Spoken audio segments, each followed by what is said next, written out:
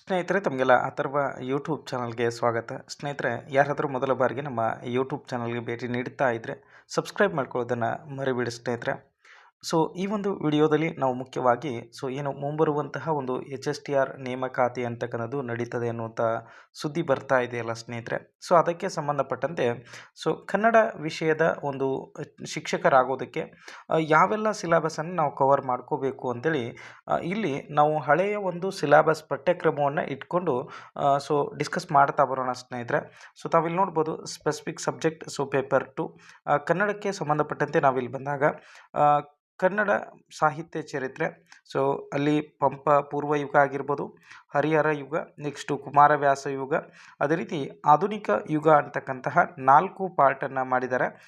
ಅದರಲ್ಲಿ ಪ್ರಮುಖವಾಗಿ ಪಂಪ ಯುಗದ ಕವಿಗಳು, ಅದೇ ರೀತಿ ಹರಿಹರ ಯುಗದ ಕವಿಗಳು, ನೆಕ್ಸ್ಟು ಕುಮಾರವ್ಯಾಸ ಯುಗದ ಕವಿಗಳು, ನೆಕ್ಸ್ಟು ಆಧುನಿಕ ಯುಗದ ಕವಿಗಳ ಬಗ್ಗೆ ನೀವಿಲ್ಲಿ ಕತೆ, ಕಾದಂಬರಿ, ವಿಮರ್ಶೆ, ನಾಟಕ ಇದೆಲ್ಲವನ್ನು ಕೂಡ ನೀವಿಲ್ಲಿ ಅಬ್ಸರ್ವ್ ಮಾಡಬೇಕಾಗ್ತದೆ. ಅದು ಕನ್ನಡ ಸಾಹಿತ್ಯ ಚರಿತ್ರೆ. ನೆಕ್ಸ್ಟ್ ಅದೇ ರೀತಿಯಾಗಿ ಭಾರತೀಯ ಕಾವ್ಯ ಮೀಮಾಂಸೆ ಅಂತಕ್ಕಂಥದ್ದು.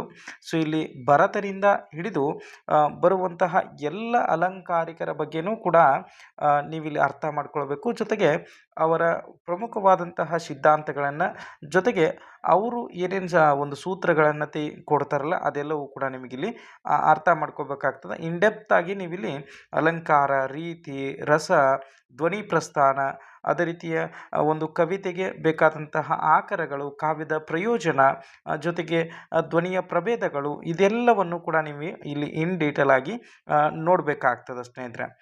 ಜೊತೆಗೆ ಇದಕ್ಕೆ ರೆಫರೆನ್ಸ್ ಬುಕ್ಕನ್ನು ಕೂಡ ನಾನು ಇಲ್ಲಿ ಕೊಡುವಂಥ ಪ್ರಯತ್ನವನ್ನು ಮಾಡಿದ್ದೀನಿ, ನೋಡೋಣ ಅಂತೆ ಸ್ನೇಹಿತರೆ. ಹಳೆಗನ್ನಡ ವ್ಯಾಕರಣ, ಅಲ್ಲಿ ಒಂದು ದೇಶಿ ಶಬ್ದ ಪ್ರಕರಣ ಅಂತಕ್ಕಂಥದ್ದು, ಅಕ್ಷರ ಪ್ರಕರಣ, ಸಂಧಿ ಪ್ರಕರಣ, ಅನ್ಯದೇಶೀಯ ಪ್ರಕರಣ, ನಾಮಪದ ಪ್ರಕರಣ, ಕ್ರಿಯಾಪದ ಪ್ರಕರಣ, ಅದೇ ರೀತಿ ಅವ್ಯಯ ಪ್ರಕರಣ, ಅದೇ ರೀತಿ ಪ್ರಯೋಗ ಪ್ರಕರಣ ಅಂತಕ್ಕಂಥವುಗಳನ್ನ ನೀವು ನೋಡಬೇಕಾಗ್ತದೆ. ಇದಕ್ಕೆ ಯಾವ ಬುಕ್ಕಲ್ಲಿ ಬರ್ತಾವ ಅಂತೇಳಿ ಅವರೇ ಕೊಟ್ಟಿದ್ದಾರೆ, ಅದನ್ನು ನೋಡೋಣ ಅಂತೆ. ನೆಕ್ಸ್ಟು ಛಂದಸ್ಸು. ಇಲ್ಲಿ ಗಣ, ಪ್ರಾಸ, ಯತಿ, ವರ್ಣವೃತ್ತಗಳು, ಮಾತ್ರಾಗಣ, ಅದೇ ರೀತಿ ಅಂಶಗಣ. ಇದಕ್ಕೆ ಸಂಬಂಧಪಟ್ಟಂತೆ ನೀವಿಲ್ಲಿ ಓದ್ಕೋಬೇಕಾಗ್ತದೆ ಸ್ನೇಹಿತರೆ. ಇದು ಕೂಡ ನಿಮಗೆ ಗೊತ್ತಿರಲಿ. ಜೊತೆಗೆ ಅಲಂಕಾರ. ಅಲಂಕಾರ ಬಂದಾಗ ಶಬ್ದಾಲಂಕಾರ, ಅರ್ಥಾಲಂಕಾರ, ಇವುಗಳ ಬಗ್ಗೆ ನೀವಿಲ್ಲಿ ಇನ್ ಡೀಟೇಲ್ ನೋಡ್ಕೋಬೇಕು. ಜೊತೆಗೆ ಭಾಷಾ ಬೋಧನೆಯ ತತ್ವಗಳು. ಅಂದರೆ ಬೋಧನಾ ವಿಧಾನನೂ ಕೂಡ ಇಲ್ಲಿ ಸುಮಾರು 20 ಅಂಕಕ್ಕೆ ಇರ್ತದೆ ಸ್ನೇಹಿತರೆ. ಟೋಟಲಿ 100 ಅಂಕದ್ದು. 80 ಅಂಕಗಳು ನಿಮ್ಮ ಒಂದು ಕನ್ನಡ ವಿಷಯಕ್ಕೆ ಸಂಬಂಧಪಟ್ಟರೆ ಅಥವಾ ನಿಮ್ಮ ಸಾಹಿತ್ಯ ಚರಿತ್ರೆಗೆ ಸಂಬಂಧಪಟ್ಟರೆ, ಇನ್ನು 20 ಅಂಕಗಳು ಏನಪ್ಪ ಅಂತಂದರೆ ಭಾಷಾ ಬೋಧನೆಗೆ ಸಂಬಂಧಪಟ್ಟಂತೆ ಇಲ್ಲಿ ಪ್ರಶ್ನೆಗಳು ಇರುವಂಥ ಸಾಧ್ಯತೆಗಳು ಇದೆ ಸ್ನೇಹಿತರೆ. ಓಕೆನಾ. ಹಾಗಾದರೆ ಇಲ್ಲಿ ನಾವು ನೋಡ್ತಾ ಬಂದಾಗ ಪರಾಮರ್ಶನ ಗ್ರಂಥಗಳು ಲಾಸ್ಟ್ ಒಂದು ಸಿಲೆಬಸ್ ಇದಾಗಿರ್ತದೆ.